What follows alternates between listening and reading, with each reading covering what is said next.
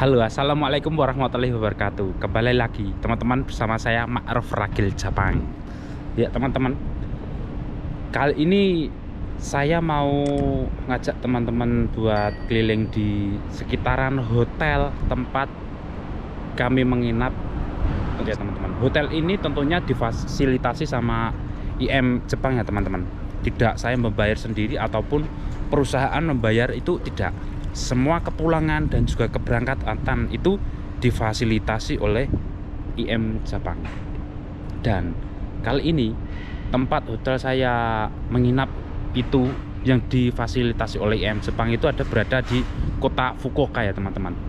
Fukuoka. Nama hotelnya itu Nishi Tenjin.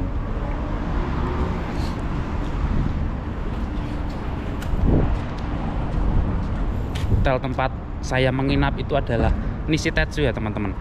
Dan kali ini saya belum memasuki ke kamar, soalnya nanti sebelum masuk kamar nanti ada pengarahan dulu dari pihak IM Jepang untuk keberangkatan ataupun Supatsu besok ke Indonesia ya. Dan sebelum kita lihat-lihat nanti fasilitas apa saja yang diterima para pemagang yang mau pulang ini, kita keliling-keliling sekitar hotel dulu ya teman-teman ya. Dan ini itu adalah suasana ataupun pemandangan di sekitar hotel ya teman-teman. Ini ada sungai di Fukuoka. Sungai ini adalah salah satu sungai pariwisata di Jepang ya teman-teman. Dan itu adalah salah satu pengunjung itu adalah mahasiswa dan juga mahasiswi asli Jepang ya teman-teman. Ya, mereka melambai-lambaikan tangan. Itu adalah fasilitas pariwisata di sini ya teman-teman, mengelilingi sungai. Sungai ini sangatlah bersih. Tetapi di dalam sungai ini juga cukup banyak ikan-ikan ya teman-teman ya. Ikan-ikan yang biasanya dipancing sama teman-teman yang ada di Kurogawa. Dan mari kita coba lihat sekeliling dulu ya teman, sekeliling hotel Nishitetsu di Fukuoka ini ya teman-teman ya.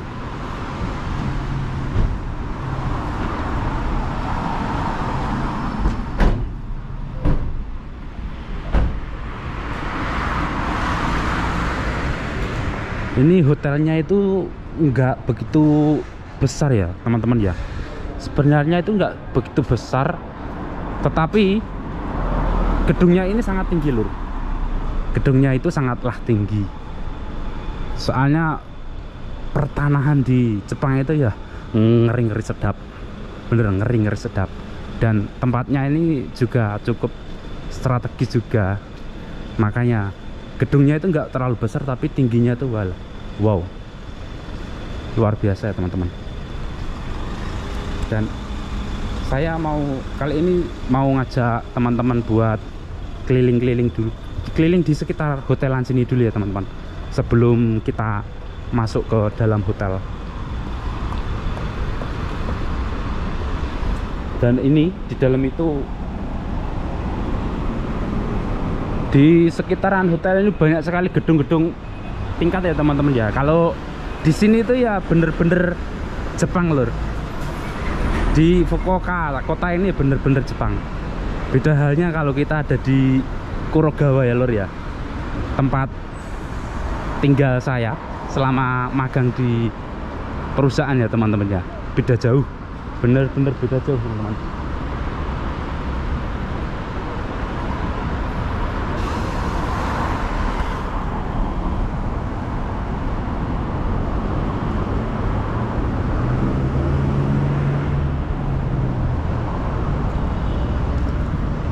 Dan ini kita ketemu lagi sama sungai yang tadi ya teman-teman. Sungai yang tadi, dan itu adalah salah satu, di sana itu adalah salah satu restoran terkenal ya di Fukuoka sini. Dibilang terkenal itu dikarenakan spotnya ya teman-teman. Hotel itu terkenal dengan spotnya, soalnya restoran ini satu-satunya restoran yang ada di tengah sungai Fukuoka ini teman-teman. Selain restoran itu tidak ada lagi. maka restoran itu sangat terkenal, sangat diminati para kaum muda Jepang di daerah Fukuoka sini ya teman-teman ya. Cocok lah untuk buat ngedate sama pacar. Dan ini adalah suasana dari belakang hotel ya teman-teman. Suasana ini kalau di perkotaan ya lur, kalau di perkotaan itu biasa sekali kalau orang jalan kaki itu sangat biasa. Soalnya di kota itu diutamakan kendaraan umum ya lur ya, kendaraan umum bis maupun kereta api maupun kereta bawah tanah, singkang-seng pun juga ada. Kalau beda kalau di pedesaan ya lur, kalau di pedesaan itu karena kendaraan itu minim, termasuk di daerah saya juga minim, itu mengutamakan kendaraan pribadi ya lur ya. Seperti di daerah ini tuh seperti bis ini, itu adalah kendaraan umum ya lur ya. Sangat banyak di sini kendaraan umum dan orang-orang jalan kaki.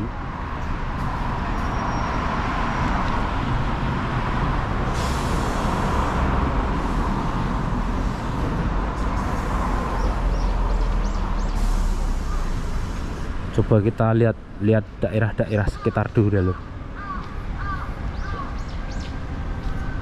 Yang biasanya tuh kita ngambil pemandangan alam, gunung, sungai, dan sekarang kita terlihat terlihat gedung-gedung tinggi, gedung-gedung besar ya lur ya.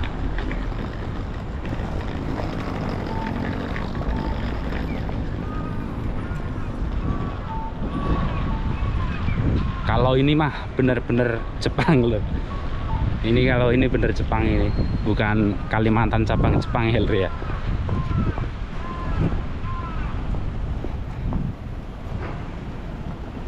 Dan salah satu fakta menarik di kota Fukuoka ini ya lur ya, kota Fukuoka ini adalah salah satu kota ternyaman untuk tempat tinggal ya lur. Untuk tempat tinggal itu salah satu kota ternyaman di Jepang sini.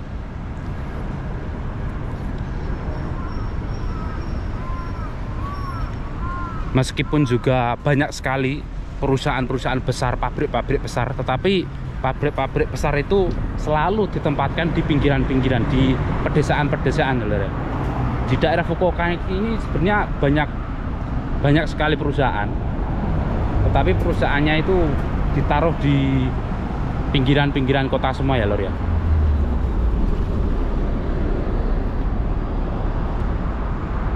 Dan ini tadi nampak lagi sungai yang tadi lor ya, ternyata nyambung sampai sini, panjang sekali ini.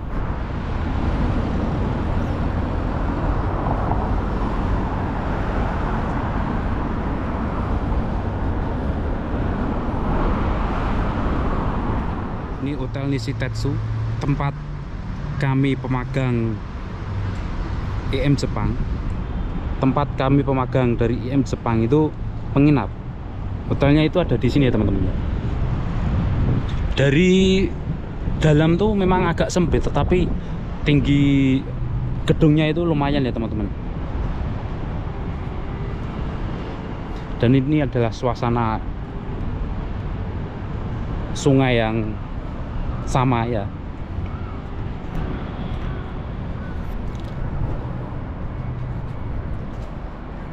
Dan ngomong-ngomong tentang fasilitas untuk pemagang Jepang ya lo ya, terutama yang jalur IM.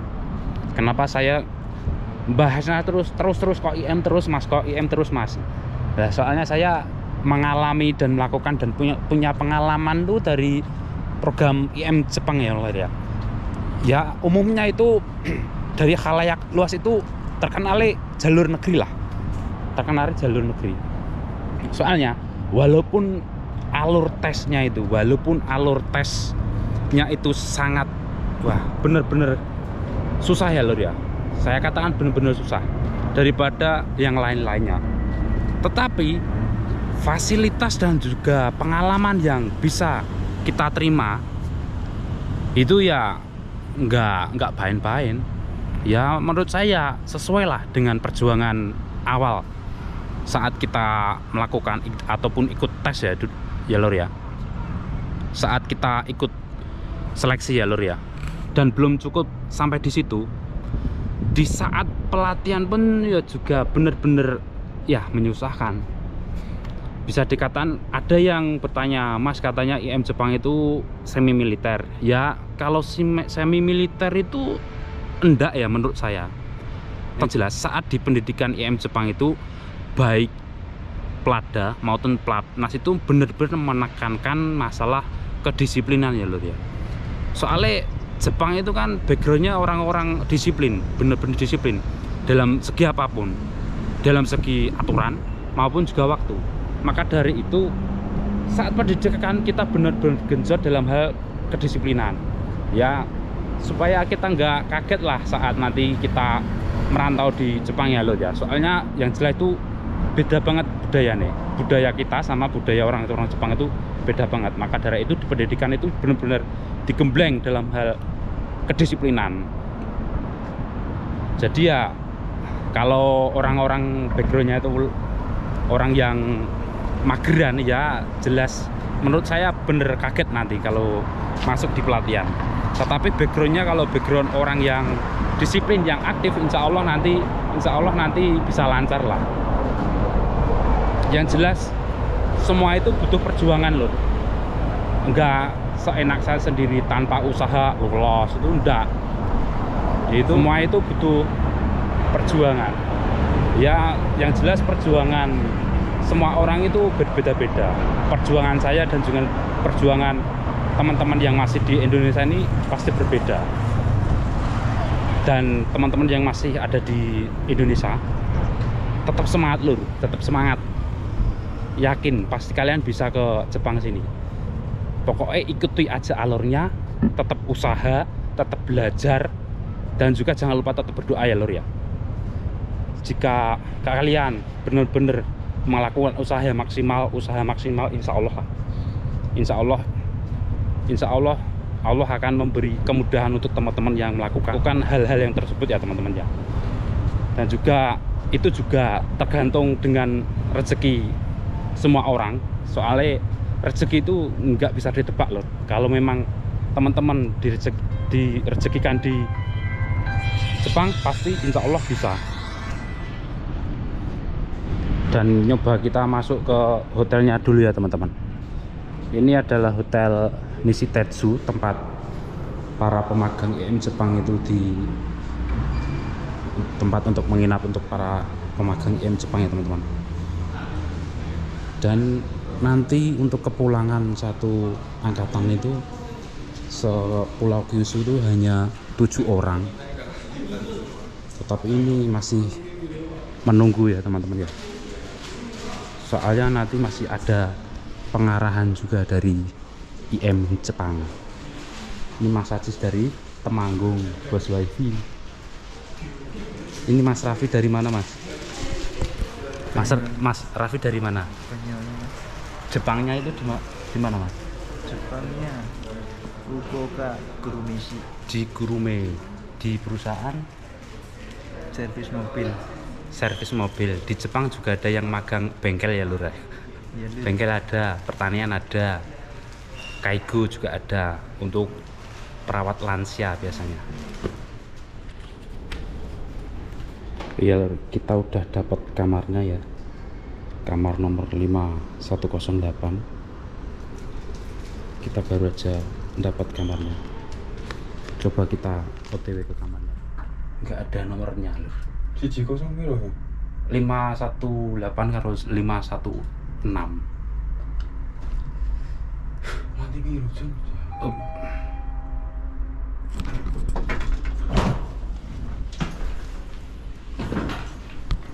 Kita cari kamarnya nomor berapa.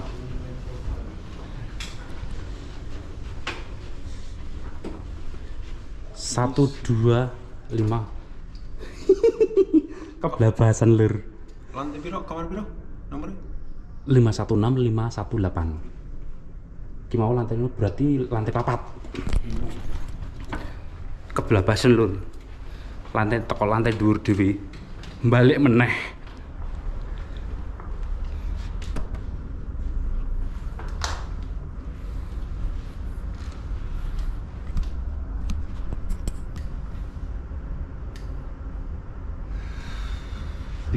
Iki. Coba nomor berapa? 5. Oh bener Mas. Iki 5105. 106 gini. Iki ngono sajis. Nah, iki ngono aku. Petok lur kamare lur. Wah, ngubung-ngubung.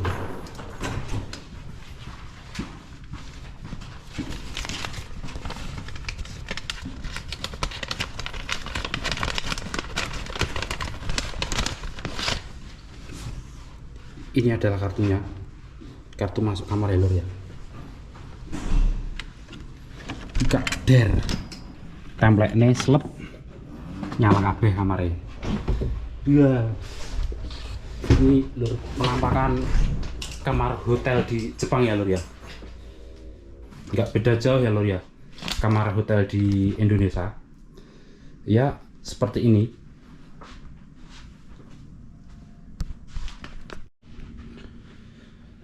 Coba kita masuk dari daerah sini ya, di toiletnya.